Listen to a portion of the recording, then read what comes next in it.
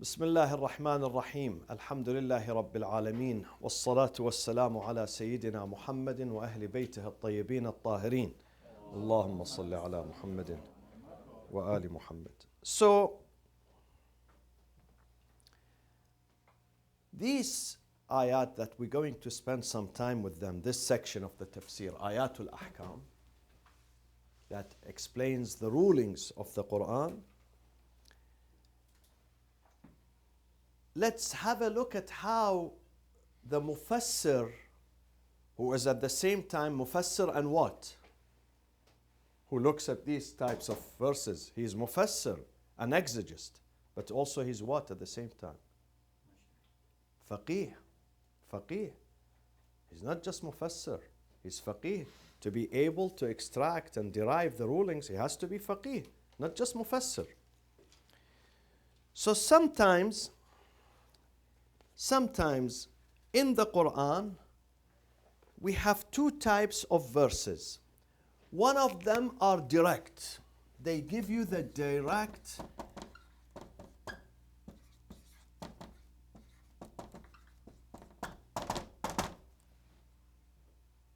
ruling, such as what? Give me a few examples. Each one gives me one example of direct ruling in the Quran. Salat. Aqimus salat. Aqimus salat. This is establish your prayers. This is direct. Sarih. They say direct is sarih. Sarih means direct. Sarih. Okay? Such as what? Fasting. Ya ayyuhalladhina amanu kutiba alaykum as-siyam. Fasting has been prescribed upon you. It means mandatory. So this is direct. What else? Hajj. وَلِلَّهِ عَلَى النَّاسِ حِجُّ الْبَيْتِ مَنِ اسْتَطَاعَ إِلَيْهِ السَّبِيلَ. Direct. What else? Paying أقيموا الصلاة وآتوا الزكاة وفي أموالهم حق معلوم. God says, in your wealth, in my wealth, there is a haqq, there is a right which has been prescribed, not for me. Percentage of it I have to give. Yes, it is my money, but this is taxation. So this is sarih. This is direct. Direct reference. Or regarding harams, give me a couple of examples that don't do this. Don't practice this, huh? Zina. وَلَا تَقْرَبُوا الزِّنَا. Very, very direct. Anyone can understand. Do not approach fornication. Means don't commit it. وَلَا تَقْرَبُوا الزِّنَا. Regarding alcohol, what does it say? إنما الخمر, verily, إنما الخمر والأزلام والأنصاب رجس, abomination, من عمل الشيطان. This is the work of Satan. So فاجتنبوه. اجتناب. Don't we say in Farsi اجتناب? Eschew it. Stay away from it. Don't practice it. Okay? Or riba. وَأَحَلَّ اللَّهُ الْبَيْعَ وَحَرَّمَ الرِّبَى. God made trade and business lawful, but riba, usury, unlawful. وَحَرَّمَ الرِّبَى. So these are direct. Give me an example of the second type. Not direct. But you have to incorporate reason here. Sometimes it is not very obvious. So you have to use reason here. It needs a process. The first ones, this one doesn't need any process. You read it, you get it. But this one, no. This one requires a process of derivation. Could hijab be indirect? Hijab also, there are 3 verses of hijab. One of them, قُلْ لِلْمُؤْمِنِينَ يغضوا من أبصارهم وقل للماء يغضضن من أبصارهم ويحفظن بخمورهن وليضربن بخمورهن على جيوبهن. Khimar is what is you're wearing. This is khimar, scarf. And then another, there are 3 about hijab. So they speak, يعني if you don't need it, because it tells you how to cover. يضربن, they let them, they strike. Strike means to cover their bosom and their hair and their, beauty with their khimar. Khimar is this one. So what else?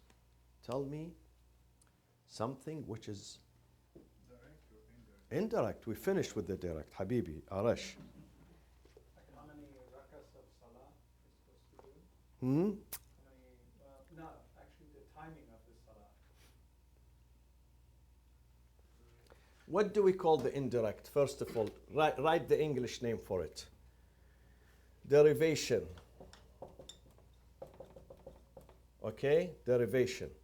Or sometimes extraction. Or sometimes they call it deduction. Or sometimes they call it inference. And sometimes they call it conclusion. They all give the same meaning, which is istinbat. Istinbat. The Arabic is istinbat. Okay?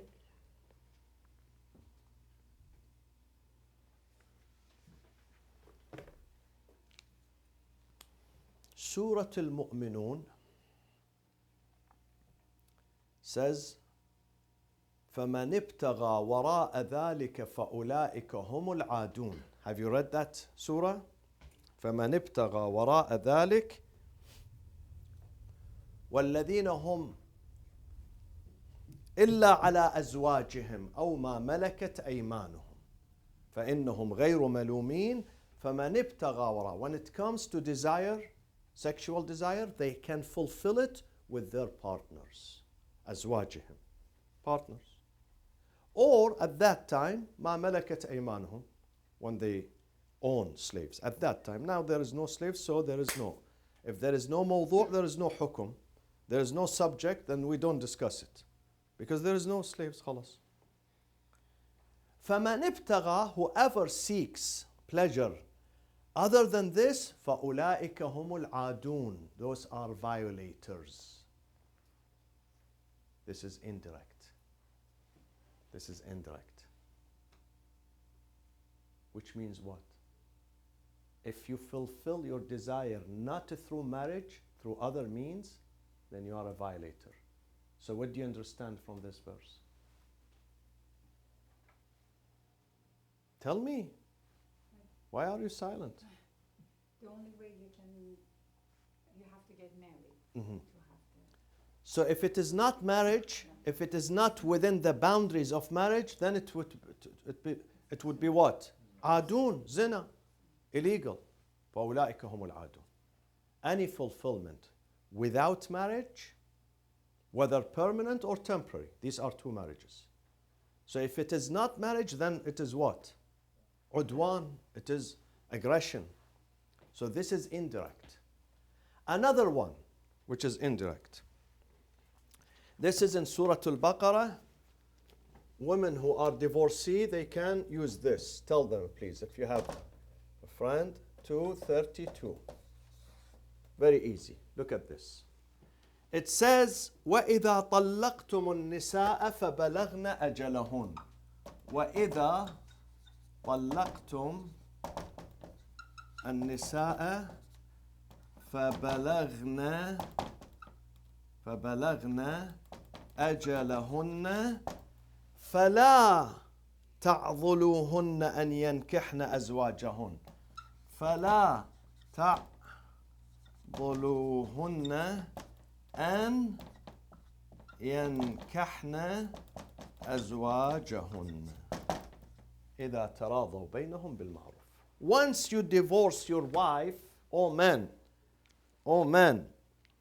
if you divorce your wife, وَإِذَا طَلَّقْتُمُ النِّسَاء, nisa means your wife. You divorced her. فَبَلَغْنَ أَجَلَهُنْ. What does it mean, فَبَلَغْنَ أَجَلَهُنْ? Yalla. I'll give you the best food tonight if you tell me the meaning of فَبَلَغْنَ أَجَلَهُنْ.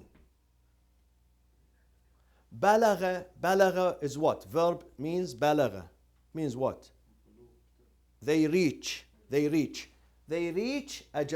What is ajal?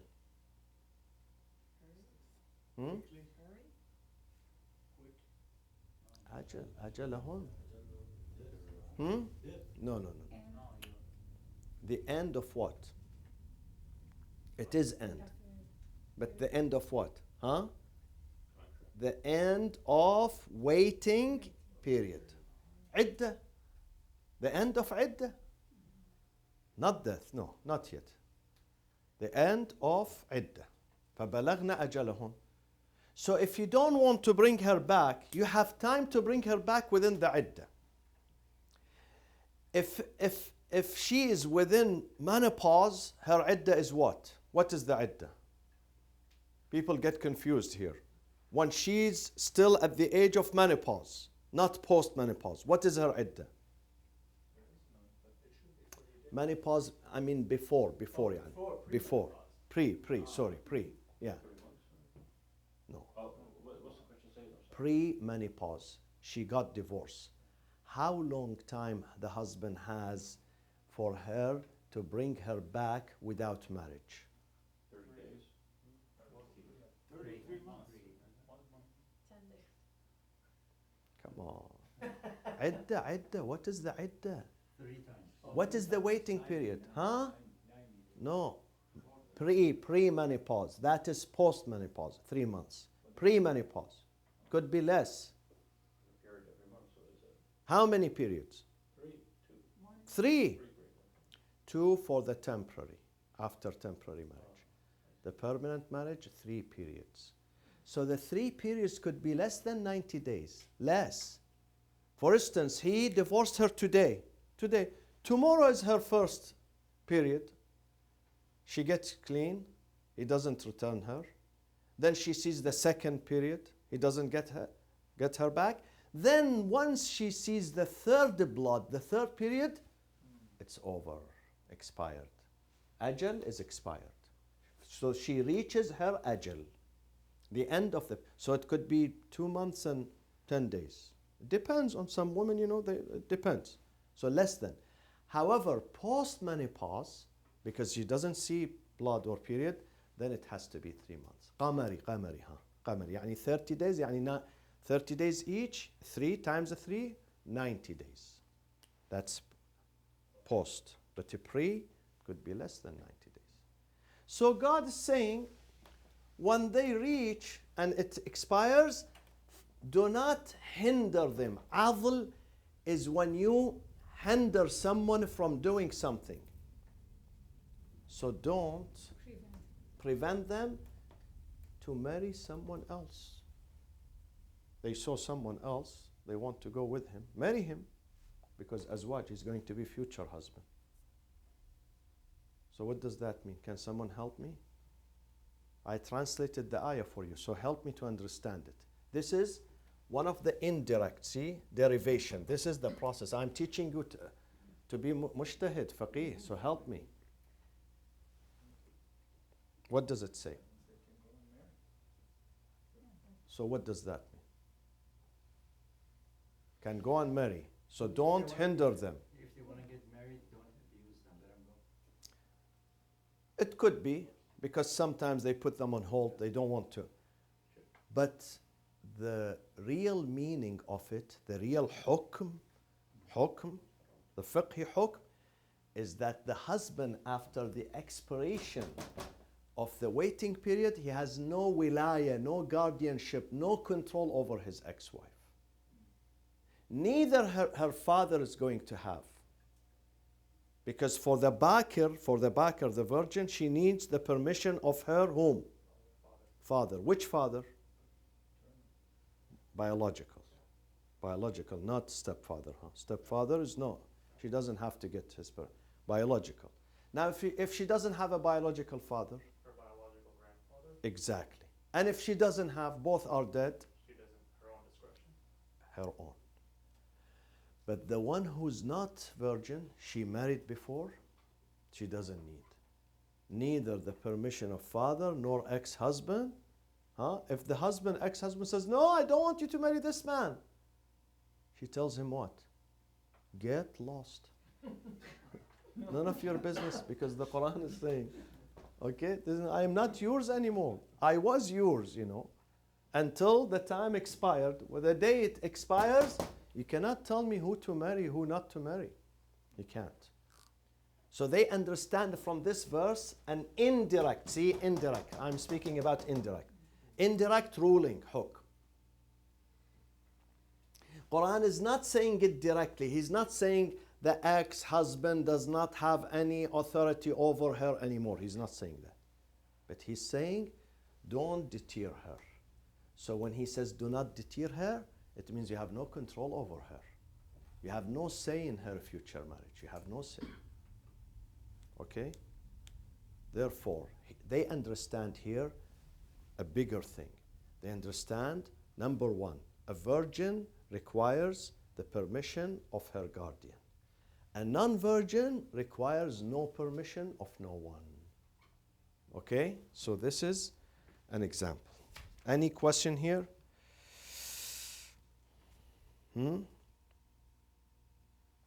Now, there is a debate yesterday and today. When I say yesterday, it means 1,000 years ago, not yesterday, Monday. And today, which is contemporary. When I say today, يعني in these last 100 years. Between the scholars, that if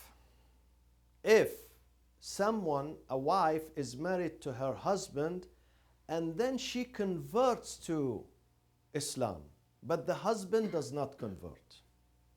He doesn't.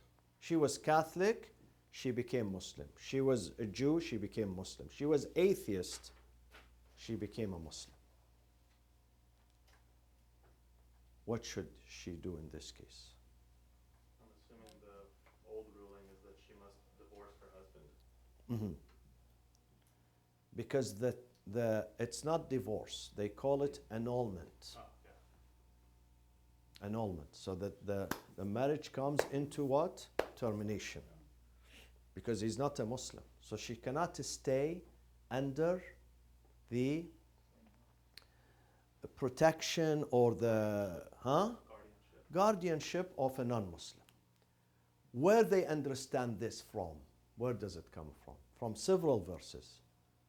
One of them is what?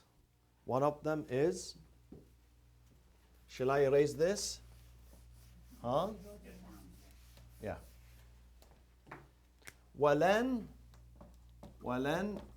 يجعل الله للكافرين على المؤمنين سبيلا or سبيلا. I brought this specifically because this is indirect. This is indirect.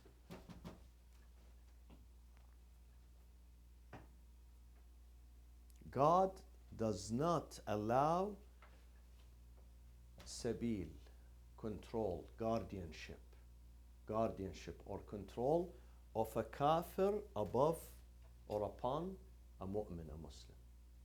He cannot be a guardian. A guardian, your guardian, whether you are a child or a wife or a man, a non-Muslim cannot be your guardian.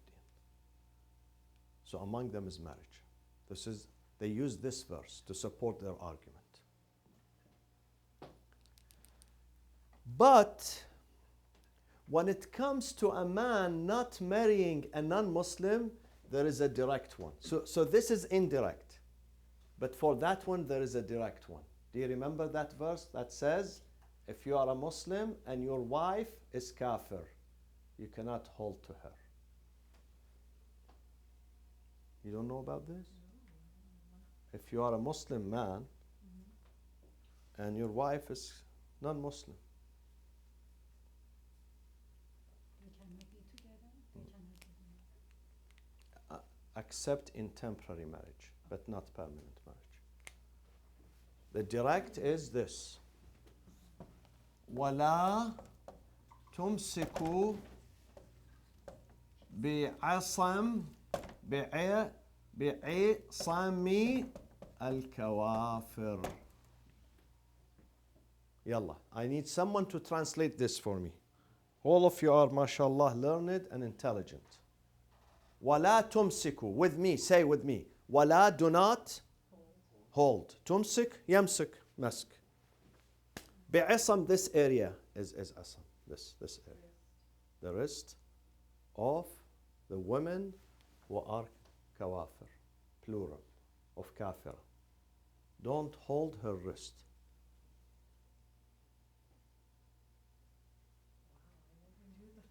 Don't hold her wrist. Symbolizes what? Get married. She cannot be your wife because a husband holds his wife from where? Huh? Because when they cross the street, when they walk, when they get married on the beach, you know, he holds her from here. Means this is my wife. So don't marry them. Not that you don't hold them from here, no. This is a metaphor, method. Means that don't be in a marital relationship with them. So this one here. I have a question. So a woman, Muslim woman can marry, well, I mean, not preferred, but they can marry a non-Muslim man. No. They cannot. No. So that Neither. Neither can. Definitely a Muslim woman cannot marry a non-Muslim. However, there is a debate for a Muslim man to marry a non-Muslim. Some people say you can marry the Kitabis, Jews and Christians. Some scholars say no, you cannot marry them at all. Some of them say you can marry them temporarily. So this example was for if she converted later. Converted later. So there are two views. The vast majority, they say once she converted to Islam, the marriage comes to what? Annulment. But there is a minority who say, no, she has kids. She loves him. Yeah, he's not a Muslim. But he's still her husband. And imagine if she gets divorced, I mean, who's going to be her breadwinner? Who's going to take care of her? And imagine they have 5 children. All of a sudden, is this Islam? Is this the mercy of Islam? Islam came to divide the families. So there is a debate. This debate is with the contemporary. When I say contemporary, not today or yesterday, the last 100 years. Why? Because there were intermarriages. Because in the past, there were wars between Muslims and non-Muslims. So if a Muslim lady converts to Islam, most likely her husband is going to be her what? Enemy. They're going to fight. But nowadays, nobody cares. You live in America, in Canada, in Europe. Your wife is Kitabi. So what? You know. So the ruling has changed. Because she could be still your friend, you know. And you can't just leave her. He loves her, she loves him, there is love between them, there is respect, there is life. 20 years they were together, 30 years, they have kids. So some scholars, they say no. Besides, some of them argue from a different angle. Can you tell me? If you tell me this different angle, you are the most genius faqih in Costa Mesa, Orange County. Different angle. Different angle than what? Then love and harmony between the husband and wife. Why should we separate them? No, they say there's something else involved, which they should not be separated. Dawah? Hmm? Is it a form of dawah? No, They no, got no. married under God, even in the previous religion, so you have to honor that. They honor it if both of them convert. They don't have to renew their vow because they honor the Jewish vow, the Christian vow, if both of them convert. A husband and wife, they were non-Muslims. Today, both of them converted. So they don't have to renew the vow. They don't have to do Islamic wedding because Islam honors the practices of other religions. You know what I mean, or you don't? Yeah, both of them though. If both of them. But if one of them converts, the majority say what? Annulment. The minority say no, not annulment. Not just because of the first factor that I just mentioned, because there is relationship between them, love, commitment, children, family. We don't want to dismantle this. There is another angle, another approach. What is it? Use your mind here. Use your brain, aql. Are they taking the angle of saying that this non-Muslim, because this non-Muslim is not at war with the Muslim? Gives them a chance to become Muslim, too. This is what Najat mentioned and Omid. Yes, there is a chance, but this is not the angle that I'm talking about. Something else. It's for the good of the society as a whole. It falls under the same first category. The second category, they say, Sabil here means full control. In the past marriage, women, wives, were under the full control of their husband. They had no freedom. But nowadays in America, is marriage the same? When someone gets married, she loses her freedom completely? Huh? What do you think, Hamid?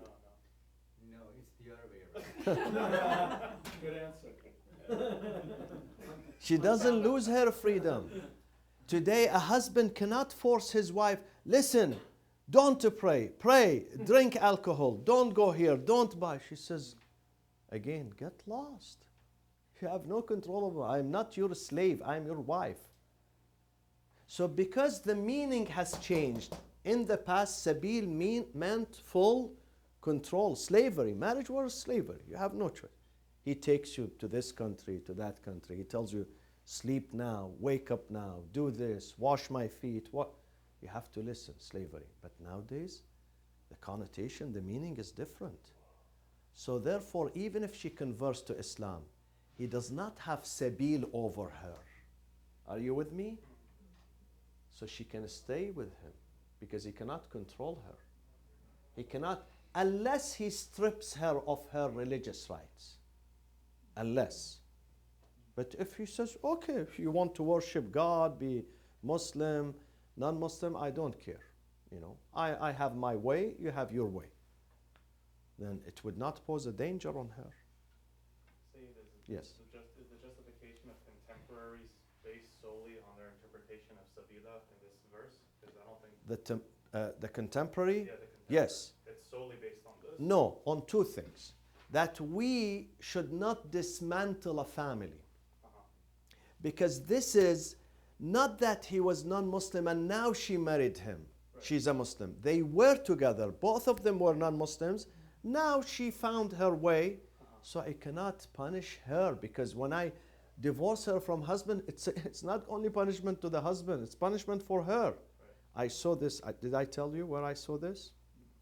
I went to Madagascar. Madagascar is an island, big island east of Africa. There are many, I was invited there by Shia community. I was told that the majority of the people are Catholic. Many of them converted to Islam. So a lady came, she asked me, she said, Sayyid, I was Catholic and I became Muslim. My husband is still Catholic. People tell me you have to leave him. How can I leave him? We have kids. I love him, I still love him, and he loves me. I said, don't leave him. Don't leave him. Follow the minority. We have minority of scholars who say, do not dismantle the family. Stay with him, treat him well. And this is what she said. She said, Sayyid, he's not against me. He respects me. He says, if you want to be a Muslim, it's okay. But I'm not convinced about Islam. But he's not harassing me. He's not curtailing my freedom. I said, stay with him because you have kids. And this is what she said. She said, Sayyid, if I divorce him, I'm going to sleep in the street. Nobody, I am poor. I'm not working. He is my sole breadwinner. So it's not only about, keeping the family together. They approach it from a different angle, and that is this. Because he has no control over her here. In some societies, the husband has no control over his wife to tell her what to do, what to eat, what to pray, where to go. So if this is the case, then this is not Sabil anymore. No control. Yes. Right, so is this, can we say part of Ijtihad, like this part of the public opinion on what Sabil is and that? Yes, yeah. This is the meaning of Ijtihad. I want you to pay attention. The faqih looks at the meanings of the meaning and the philosophy. Why in the beginning God said non-Muslims have no control over Muslims? Because if they have control, they're going to control their life, and then ultimately they're going to strip them of their religious identity. But now marriage is not based on control anymore, supposedly. Not back in Pakistan, Iraq, Iran, still. But in modern societies, European societies, you know, they have their own philosophical, political, you know, orientation. So they don't interfere with each other, mostly. So in that case, there is no harm on her to stay with him. In fact, I took the case of this lady to a scholar in Najaf. After Madagascar, I flew back to Iraq. I said to him, Maulana, she's waiting for an answer. He said, Imam al-Sadiq, he showed me a hadith. A lady came to him with the same case. She said, I'm a Muslim, my husband is non-Muslim. Imam al-Sadiq said to her, for the time being, stay with him, but don't sleep with him. Because maybe sleeping is also considered what? Control. Part of this. So he gave her, don't leave him, stay in the same house. He comes to you, you live with him during the day, but not during the night. وصلى الله وسلم على سيدنا محمد وأهل بيته الطيبين الطاهرين